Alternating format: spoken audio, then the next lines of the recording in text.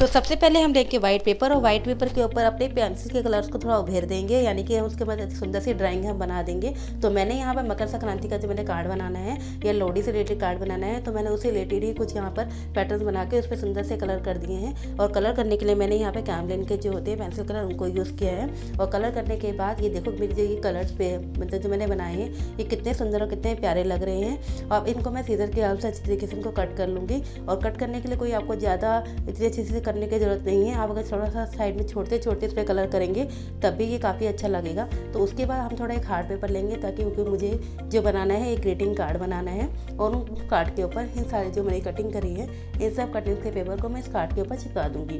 तो पेस्ट करने के लिए मैं जो यूज़ कर रही हूँ वो है डबल साइडेड टेप। और डबल साइड टेप से क्या होता है, हमारी जो पिक्चर्स होती है वो कार्ड से थोड़ी ऊपर की तरफ उभर कर आती है, तो हमारा कार्ड और भी ज़्यादा सुंदर लगता है। तो इसीलिए मैंने इस डबल टेप को यूज़ किया है। और डबल टेप की हेल्प से इन सारे स्टिकर्स को या पैटर्न जो भी मैंने ड्राइंग्स बनाई हैं इनको इस कार्ड के ऊपर वन बाय वन मैं अरेंज करती जाऊँगी।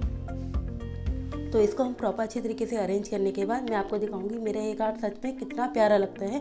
और आपको इसको देख के ऐसा बन करेगा कि ये कार्ड सच में कितना प्यारा है और मैं इसको क्यों ना एक बार बना के ट्राई करूँ। और आप इस तरह का कार्ड को अपने स्कूल में भी बना सकते हैं और वहाँ पर भी स्कूल में भी इसको अपने कॉम्पिटिशन या स्कूल में दिखा सकते हैं। फाइनल लुक, तो मेरा ये प्यारा सा कार्ड बनके रेडी है। और ये देखिए इसके अंदर मैंने एक सुंदर सा मैसेज भी लिख दिया है। मैंने तो अपना कार्ड बना के अपने फ्रेंड्स को देने के लिए रेडी कर दिया है कि आप भी इसको देख के अपना कार्ड बनाइए। और तो फ्रेंड्स मेरी तरफ से आप सभी लोगों को happy Lohri and happy Makar Sankranti.